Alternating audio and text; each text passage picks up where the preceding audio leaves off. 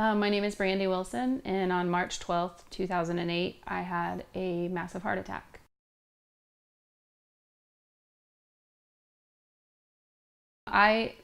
Before my heart attack, I was very young and healthy and vibrant and very slim and healthy. I had had 3 good pregnancies, and we were pretty careful about the way we ate, and we were very active.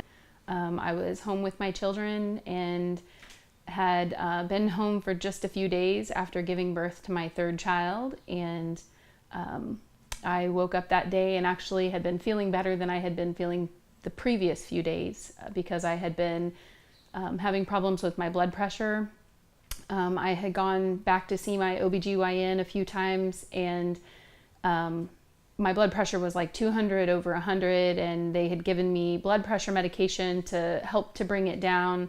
But it really wasn't helping, and I was having headaches, and I had pitting edema in my thighs, or up to my thighs, and I just didn't feel right. But the day that I had the heart attack, all of the fluid had come off, and I actually was feeling better. And my 2 toddlers, I had a 3 and a 5-year-old, were in the backyard playing, and my brand new baby was sitting in the swing sleeping, and I was in the kitchen making a peach cobbler because I had a big can of peaches that I wanted to use. And I was standing there, in my left arm I started to feel a sharp pain, and that pain went to my back, and then it went to the center of my chest, and my very first thought was, I think I'm having a heart attack.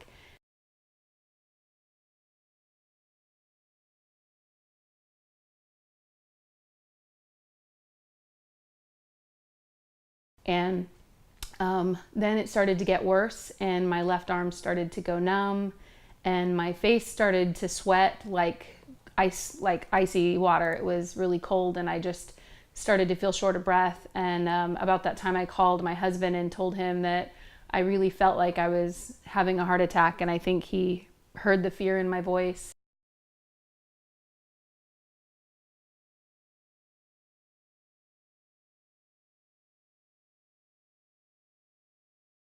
But my kids were in the backyard, and they were covered in dirt because they're 3 and 5. And so they came in, and I told them they had to get a bath because I was so worried about them being dirty when I had to go to the hospital. So I tried to get their clothes off of them.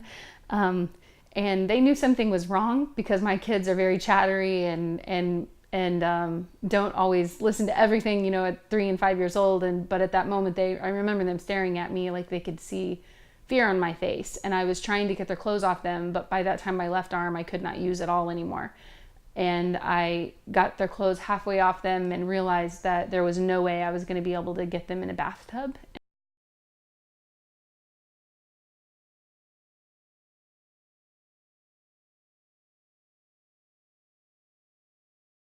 And we went to Bothwell Hospital, and where they did an EKG, and that showed that I was having what's called a STEMI, and they decided that I would need to be life flighted to another hospital, and that's where I met Dr. Woods through Missouri Heart Center. Well, it's probably the toughest day of my life. My wife had a heart attack. I got to the hospital. No one would tell me anything. Um, Next thing I know, they're putting my wife on a helicopter, flying her to Columbia. I've got 3 children, a 10-day-old newborn. Of course, I'm a man, so I don't do the real baby stuff and all that. And reality hits of how much your wife does. I left my wife in a helicopter. I had to come home and figure out what I was going to do with my 3 children so I could drive to the hospital. It was about 2 hours before I got there. It seemed like an eternity, a lifetime of my mom here. Of course, our pastor came, and some ladies from the church took our children so I could go. I arrived at the hospital, waited for hours for the doctor to come and tell me what happened.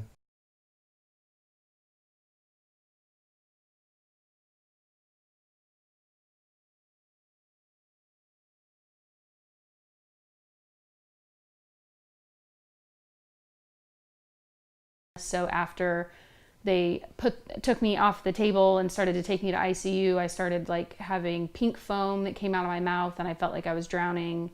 And I was very panicked and scared, and I hadn't actually worried about dying from the heart attack as much as then I worried about drowning, because every breath I took I was breathing foam. It was watery foam, and it tasted very bad, and I just was very panicked, and I was alone at that time because I hadn't seen my husband yet.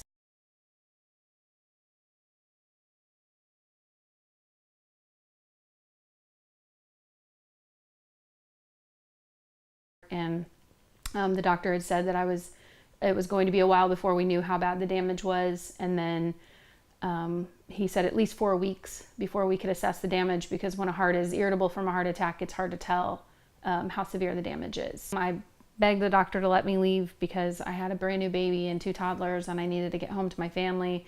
He did let me leave like 3 days later, and I came home and I kept having little blackout episodes. I would feel fluttering that would come up my neck, and then I wouldn't be able to see anything wrong. And we went back to the hospital, went to Bothwell, and they said that I was, having my cardiac markers were elevated. So they had me do it's called an event monitor, or a Holter monitor, where they monitor me at home. And then they called me and said, we need you to come back in because you're having what's called ventricular tachycardia. The bottom of my heart was beating faster than the top of my heart. And it's a very dangerous rhythm that causes cardiac arrest and death very quickly.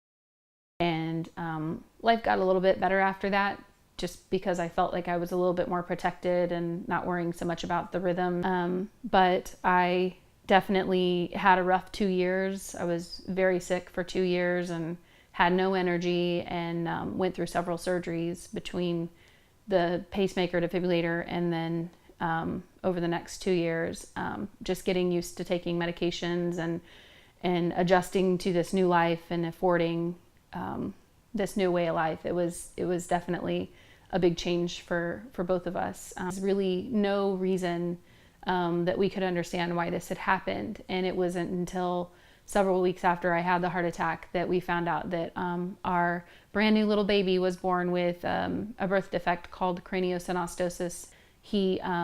The suture lines in the skull, which actually can cross over each other while going through a birth canal, were actually fused together at birth. They're not supposed to do that till you're about 25 years old, but his were already touching. So just the pressure that I was pushing from the pushing actually caused my left main artery in my heart to rupture or dissect.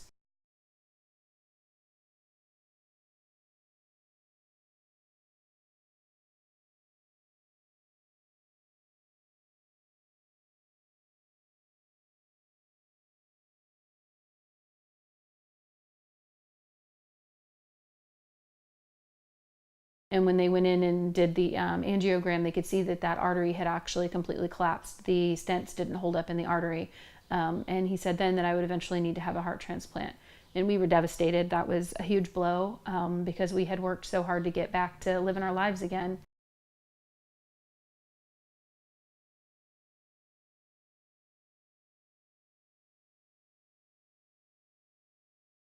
I had been sitting in my home for 2 years in darkness. It was very, very hard. My husband, I think, felt the same way in his own. He was dealing with his own thing because, being the person that's sick, you do feel alone sometimes, but your spouse is also dealing with something because they have the weight of having a sick spouse and having children to take care of. And he was the only one that worked, and we had used every last dime we had of our savings to pay off medical bills and afford medications.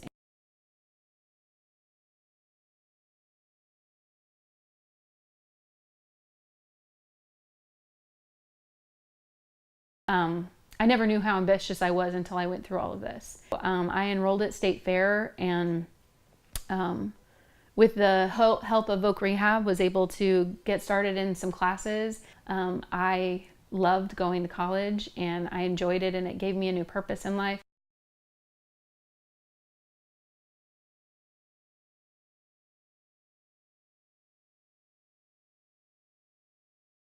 But we overcame so much because, several years before that, we didn't think that I would be able to ever do anything again. And we were actually, it was questionable whether I would even be around anymore. I guess for me, the biggest thing out of this is it's made me a better person, a better father, better husband, because I guess you take for granted what each role that each person plays. I had to learn how to cook, had to learn how to clean, the housework, had to learn to juggle to get the kids to school, as well as work my job. I had to learn to trust and depend on other people that to take help us with things. So for me, it was not only a shock what happened to her, but the events that follow after. It changes your whole life completely. But I'm a firm believer your attitude and your approach towards things and how you address the situation. You can feel sorry for yourselves, or you can grab life and make the best of it. And that's what we did. She went to school, and as far as I'm concerned, she's the best nurse there is. So. Go Red for Women is very important to me because I think that women often go misdiagnosed, undiagnosed, because our symptoms are not the same. What I'll call standard signs, which would be the stabbing in the arm, the stabbing in the chest, and the back pain. Women can have nausea, vomiting, jaw pain, back pain, feel like heartburn, or not feel like a heart attack at all. Could feel like jaw pain and a toothache, and you would never suspect a heart attack. But these are the things that we need to be checking for. And I think that Go Red for Women and American Heart Association puts that out there. But, you tell new moms, if you feel like something's not right with your baby, follow it. Well, when you're thinking about your own health, you need to do the same thing. Don't brush off the feeling that something's not right. Or if you just don't feel well, there's no harm in getting it checked out. We didn't do enough then because at that point, we could have probably prevented what happens. I didn't push hard enough because I didn't know. I really was uneducated. And again, this is where the education comes in, because had I been educated and had I know what I know now, I would have done more. I think American Heart Association helps not just the regular community, but also helps healthcare providers to pass along the information, and we support that. It is something, when I do bedside teaching as a nurse, I'm a med-surg nurse, so I talk to people. I see people every day with high blood pressure and diabetes and heart disease, and I definitely recommend people to look at American Heart Association websites. I have the little Go Red for Women dress, the pen, and I wear that. I love that pen, and I have always kept it on my jacket, and I see people with them all the time, and so it makes me proud to see people with that pen.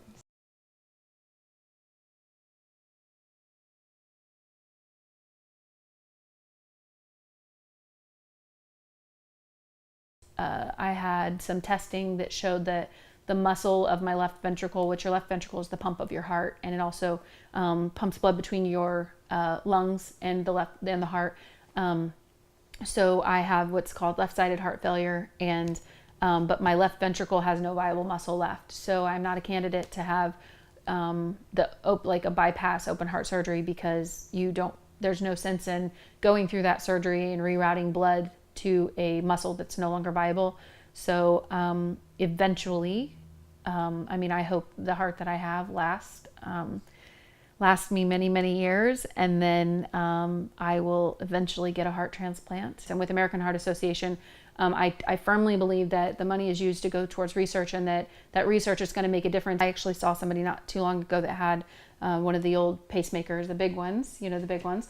Well, through research, they were able to make new ones and smaller ones, and then they got, they moved them to a different place. And then I know the defibrillators were later added.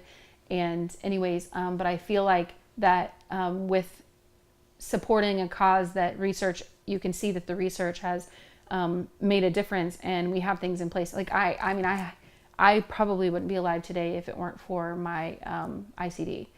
In fact, I'm pretty sure we know that. I'd like to thank everybody here that has come to support the American Heart Association and all that they do. I'd like to thank the American Heart Association for all that they do. Thank you for your contributions, for your research. Thank you for making a difference in my family.